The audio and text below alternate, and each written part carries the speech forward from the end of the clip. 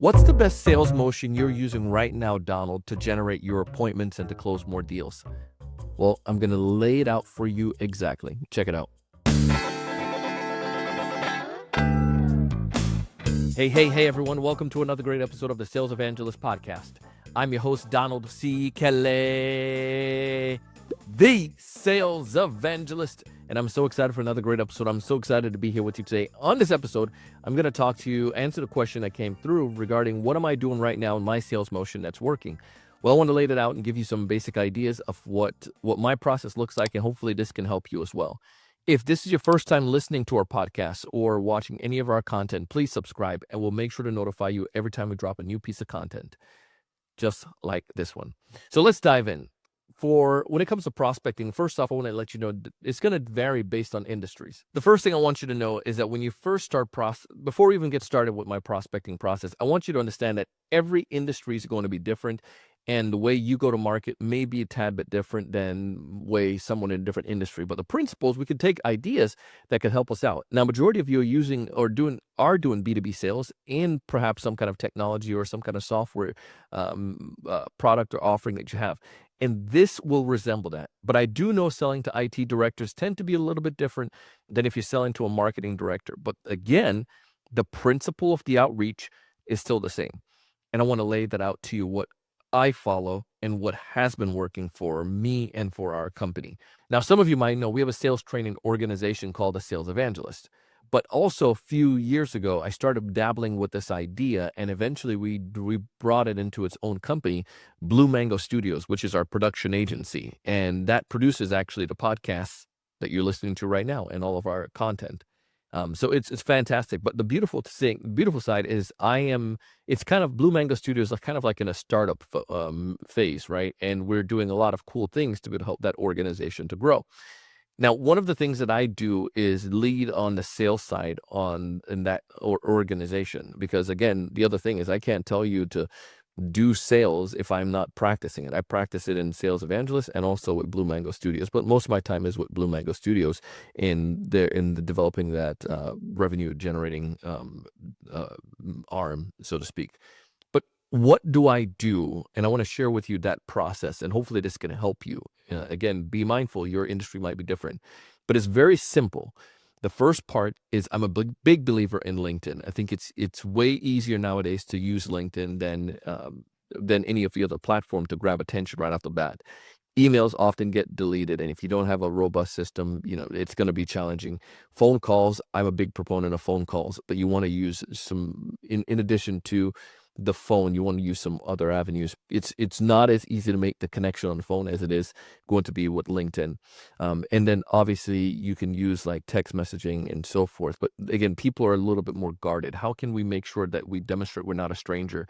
LinkedIn is one of the best places to do that. What we like to look at in our organization is something called a point of reference. Usually if somebody reaches out, if you see someone you don't know, or you reach out, you connect with a stranger, you try to find something that's going to help you have in common.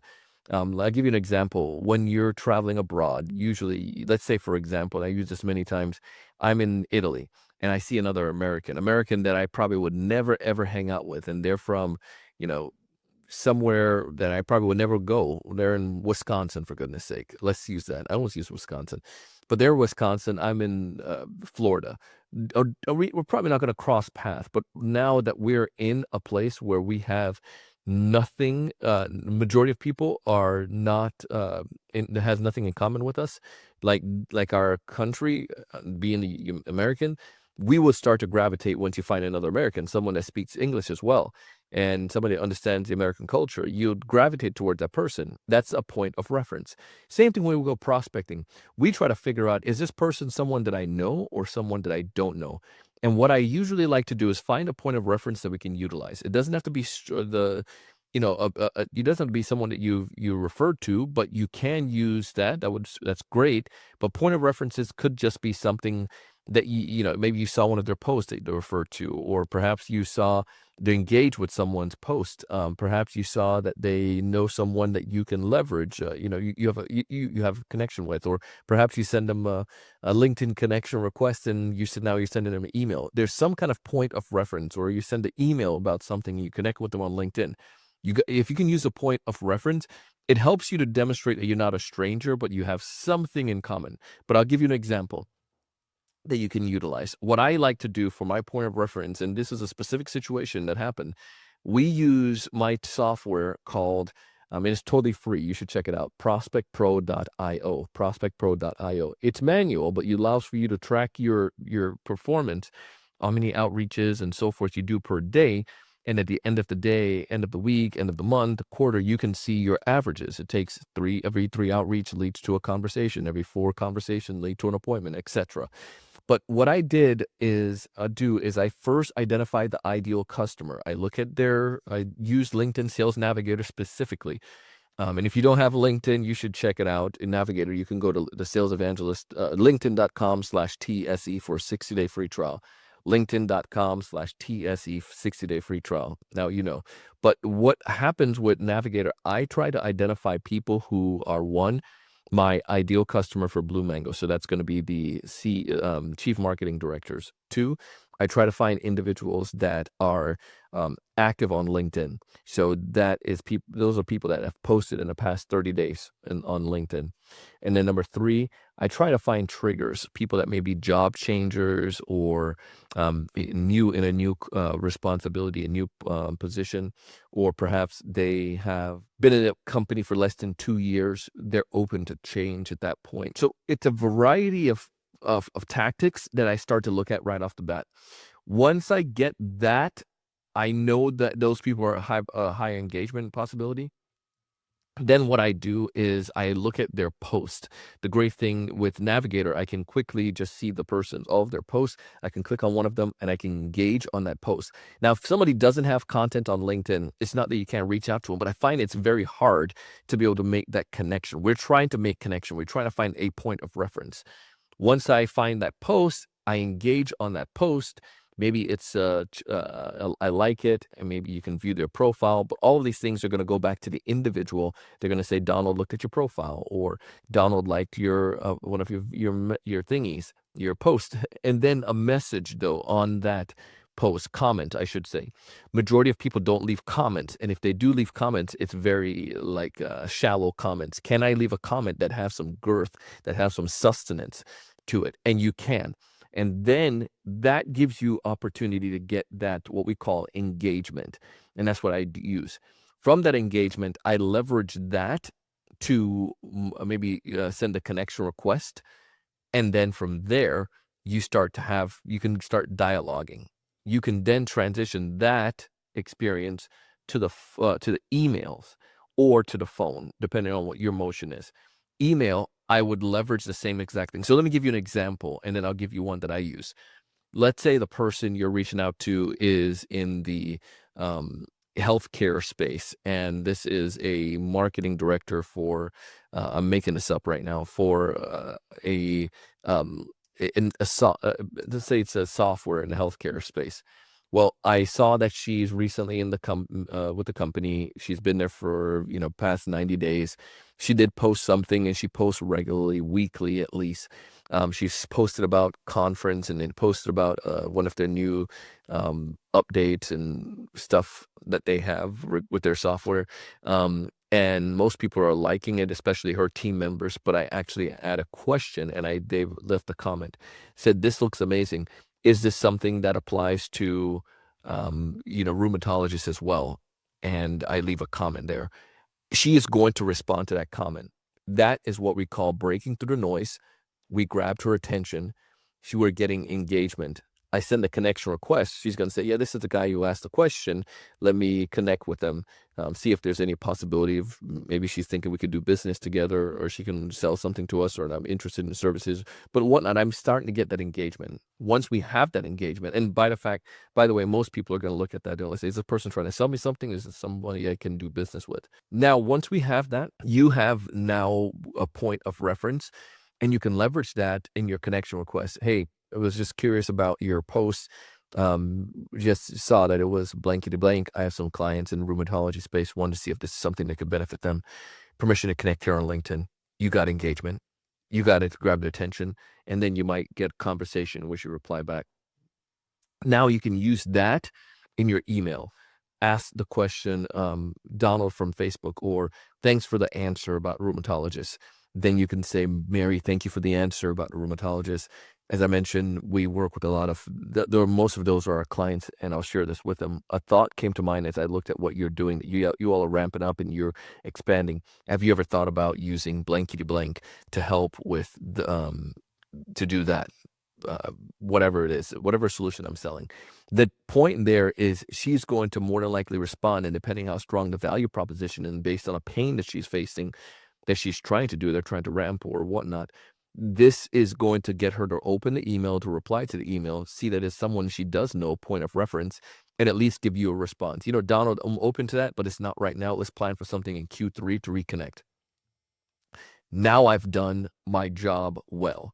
I got engagement. I broke through the noise to grab her attention.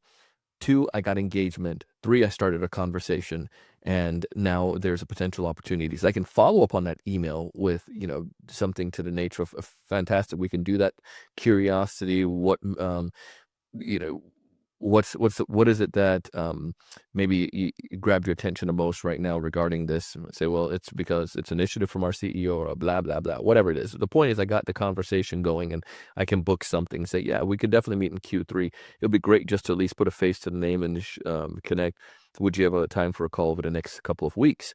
Now I get that conversation, got got the attention. We at least are able to make the connection call over the next couple of weeks and set something up for, bottom, 2 months out or 3 months out as we go into Q3. But I can at least identify where she's at, why this is an interest, why it's a priority right now. And if there's any way leverage I can push on that, great. If not, then so be it. But the motion I want you to show you is if I just do a blast to an email blast, there's going to be a 1 to 2% that's probably going to reply back. If I do a phone call outreach, I'm going to make a lot more phone calls. And again, we do want to make phone calls, but it's going to take a lot more phone calls to be able to get some of those replies, especially like with the Apple, screening right now, if you're calling mobile devices. And then 3, if I just do a random pitch on LinkedIn, there's a high chances I will not have success with that conversation with the prospect. But this motion that I'm explaining to you is not too difficult. But what it does, again, you break through the noise, you get the engagement. Once you get engagement, you can start conversation. Conversations lead to opportunities and appointments. Hands down, it works. Now, this process, you might say, well, Donald, that's convoluted. Well, this is the way sales is per se right now. Buyers want you to actually come to the table like you know them and that you have something of sustenance that can benefit them. And if you're just trying to do fly by night and spray and pray, then it's going to catch up with you. In the next episode, I'm going to actually go deeper into some of the best practices for LinkedIn because I know some of you are trying to use LinkedIn more. But that's another story for another day. But right now, though, I just want you to understand this is a motion that I use. And sometimes there's another motion that I utilize. I will make a list on LinkedIn. And with my in-mail, I gave some insights on this before. In my in-mail outreach, I ask literally one question because I just want people to respond back or not.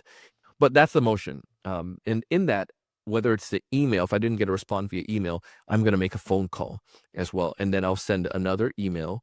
Email number 2 will be a follow-up based on the first email. I'm not going to say, hey, just following up. I might do a video at that point and just put, hey, I want to put a face with a name. And that may be I can do a personalized video or do an evergreen video that's just towards marketing directors who are selling software in a medical space. But that same follow-up will be maybe want to put a face with a name, wanted to reconnect with you. Let me know if you're open to this idea because the value proposition is going to be the same value prop for the most part to these individuals the marketing directors who are who are in a software industry in medical space. I'm trying to get what I said initially. But the point I'm trying to make is that my email number 2 doesn't have to be a personalized one. It could be generic. Number 3 could be a testimonial. And the number 4 could be maybe not a right time email. All in between all of these, I am doing a phone call and I'm engaging on LinkedIn with content that she may be dropping. And I'm trying to comment because that definitely does help. Oftentimes people want to engage, but they won't comment.